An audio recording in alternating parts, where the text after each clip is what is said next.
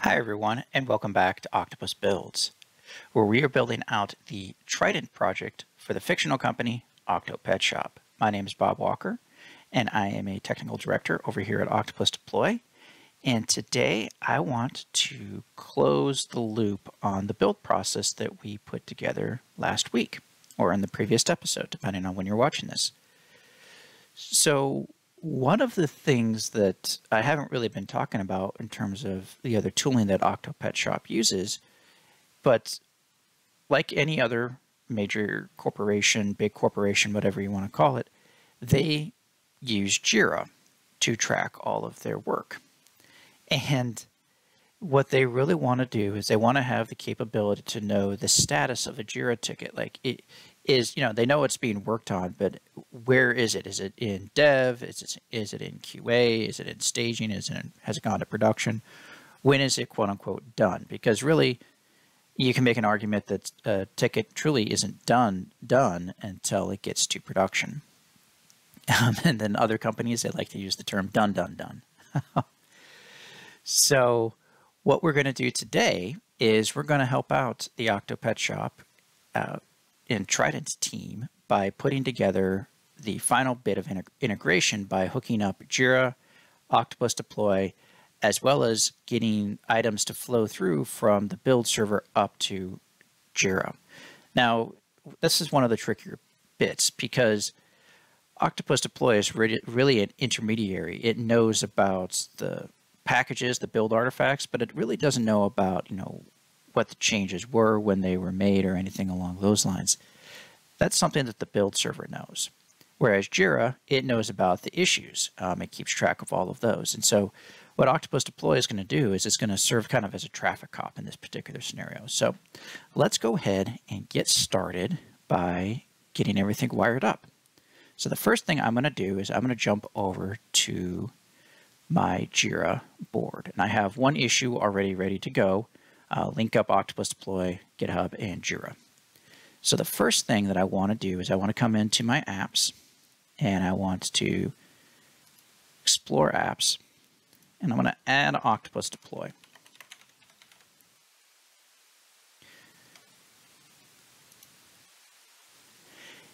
And I do want to point out that I am using JIRA Cloud, so some of the functionality that you're seeing is specific to JIRA Cloud. If you're doing something that's on-premise, you might not get the exact same experience as to what I'm showing you today. But let's go ahead and get the app. And I can get this now. Now, once I get this, I have a couple of options after this finishes downloading and installing and all that other good stuff. Okay, so it is good to go. I can click Get Started here, but if I don't click Get Started here, I can always go into Manage Apps, and it will show me all of the applications that I already have installed, and I'll have the ability to click the Get Started button from there as well. So just a little bit of a heads up in case you accidentally click away, restart your browser, do anything along those lines. So from here, I'm going to go ahead and click on Get Started. And this pulls up a screen. And so this provides the base URL, the app connect password, and I have to provide the installation ID. So what I need to do from here is I need to go back to Octopus Deploy. And basically, I'm setting up a handshake, for lack of a better analogy. So I need to provide the information. So I'm going to go ahead and say this is enabled and make this a cloud instance. Now I need to provide the base URL. Let's go ahead and copy that. And do the same for the app connect password. I then need to copy the installation ID. So this is the unique ID that's created by your Octopus Deploy instance when it is created. And I need to paste this in.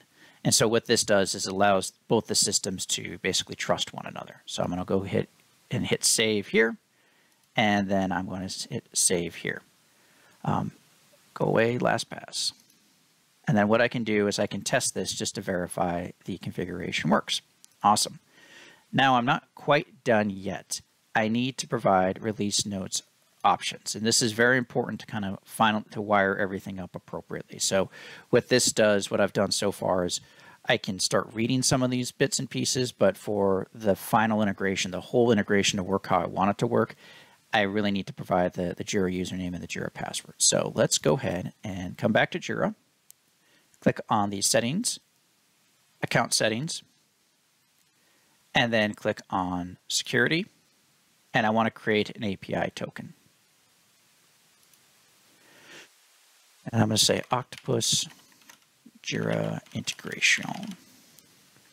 Go ahead and create it, copy, come back to Octopus Deploy. Now the username in my particular case is just going to be my email address. It could be something completely different for you. A very important thing to do is click on the test. If this does not work, if this comes up as unsuccessful, then things are not going to wire up appropriately what I'm about to show you. So make sure that you test both of these connections to make sure that everything is wired up correctly between your Octopus Deploy instance and JIRA. Alrighty, so we have configured Octopus Deploy in JIRA. Now, what we need to do is we need to configure our build server. We need to make a few small tweaks to our build process that we put together last week to send up the information so Octopus Deploy knows how to talk to JIRA. Now, I'm going to do a couple of things really quick. I want to go back to my project, and I want to take a look at my issue that I want to update. So this is TRID 2. So keep that in the back of your mind as I'm about to make a change. So now it's time to update our build process. Now I made a few small tweaks in preparation for this to all work appropriately. I added in these additional environment variables. And you can see Octopus API key and Octopus host. I'm referencing secrets. This is needed by the step I'm about to add. The other thing I did is I changed this value from Octopus underscore space underscore name to just Octopus underscore space.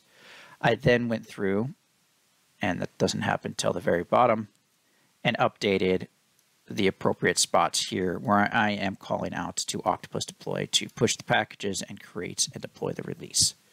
That way I have consistency across everything. I just have to change one spot as opposed to everything. And that was just some prep work I did. You're going to have the latest version of this file in the GitHub repo that I've been providing. So I want to edit this, and I'm going to cheat a little bit because I already have the step ready to go.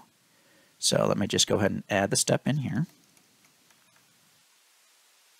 I'm going over to my Visual Studio Code because I'm just going to cheat and copy in an additional step. Push build information to Octopus Deploy. So what this is doing is it's going to gather the commit information, what branch we're on, the commit message, the tag, all that other good stuff. And then it's going to push that up, and it's going to tie that build information to these two packages that I created and I pushed up to Octopus Deploy, as well as the version number. So I'm going to associate this version number, that build information version number with the package version number. So it's not a very complex step, but it does a lot of stuff kind of behind the scenes, and I'm really happy that we have it, because before we had it, I had to hand build the JSON object, and that wasn't a whole lot of fun. So what I want to do is I'm going to start a commit. Now here's the key, is I need to add in TRID 2, add build information to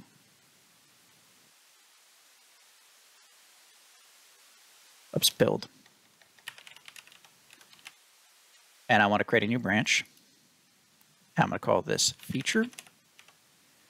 And I'm just going to say this is build info.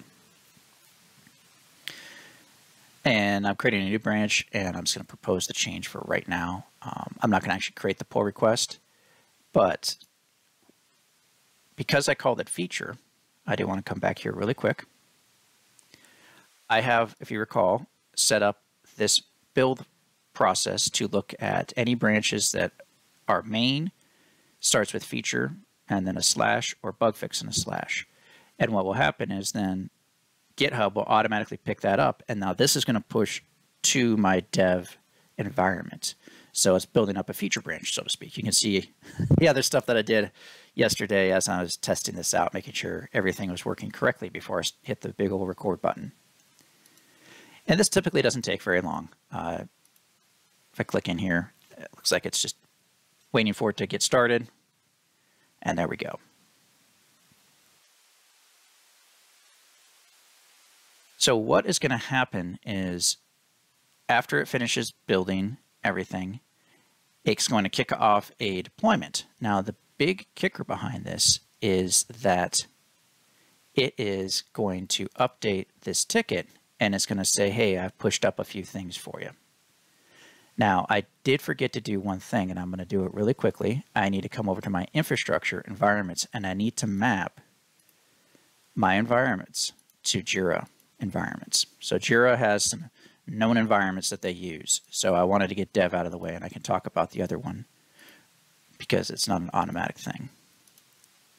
So JIRA has known environments that it can map to. So it has testing, it has development, it has production and staging. And so I'm going to map QA to testing, staging to staging, production to production, dev to dev.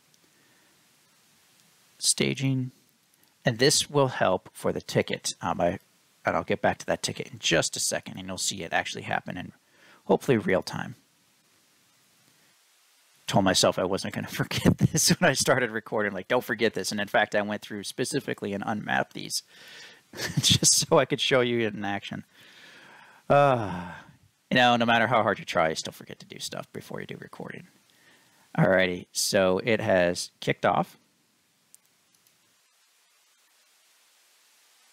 Now, a couple of things to note is that you know if everything is wired up correctly if I see this sending JIRA state update in progress. This is absolutely key. If you do not see this in your task log, that means that something is not wired up appropriately, because what we want to do, and let me refresh this, is now we can see that it's actively getting pushed out to development. So this is one of those things that, this is what the JIRA integration does, is now we can actually see that this ticket not only is in progress, but we can actually see it's being actively deployed to development. And when I push this up to QA in a few minutes, you'll see it actually, so people can actually see the progress of this ticket, where it's at, what environment it's in, especially when it goes to staging, so that people can go, oh, it's, you know, it's ready for, it's ready for the kind of the final review. So this is I think one of the really cool things between Octopus Deploy and JIRA is how these two systems communicate together. So it's going through and it's doing its thing. I think I woke it up for today for the first time.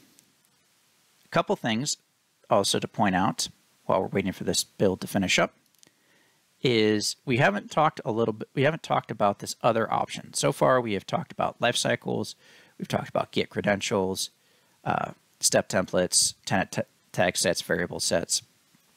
But this other option that's here, build information, this is basically the raw information that was sent up in that step.